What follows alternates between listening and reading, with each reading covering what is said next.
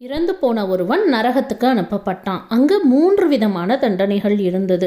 3ல் எதை ஏற்றுக்கலாம்னு நீயே பார்த்து முடிவு பண்ணலாம்னு சொன்னாங்க. முதலாவது அறைக்கு போனால் அங்கே எல்லாரும் தலைகீழாக தொங்கிக்கிட்டு இருந்தாங்க. அவங்க வலி கண்ணிலேயே தெரிஞ்சுது. எனக்கு இந்த அறை வேண்டாமே அப்படின்னு யோசிச்சுக்கிட்டே அடுத்த அறைக்கு போனான். அங்கே எல்லாரோட தலையிலையும் ஒரு பெரிய பனிக்கட்டி வைக்கப்பட்டிருந்தது. அது உருக உருக வலி தாங்க முடியாமல் எல்லாரும் குளிரில் நடுங்கி கத்திக்கிட்டு இருந்தாங்க. இந்த அறையும் வேண்டாம் வேண்டாம், அடுத்த அறையை பார்க்கலாம் அப்படின்னு 3வது அறைக்கு போனால் அங்கே எல்லாரும் நின்று நிதானமாக காஃபி குடிச்சிட்டு இருக்கதை பார்த்தான். நான் இந்த அறையிலேயே இருந்துக்கிறேனே அப்படின்னு சொல்ல இருந்து கொள்ளலாம்னு அவனை விட்டுட்டு போயிட்டாங்க. ஒரு கப் காஃபி எடுத்து குடிக்கலாம்னு வாயில் வைக்க போகும்போது ஒரு சத்தம் கேட்டுச்சு. காஃபி இடைவேளை முடிஞ்சிச்சு, எல்லாரும் அந்த தீச்சட்டியை எடுத்து கையில் வைங்க அப்படின்னு. வாழ்க்கையும் சில நேரங்களில் இப்படித்தான் ஏமாத்திடுது. இன்னும் கேட்கலாம் கதை போமாவில்.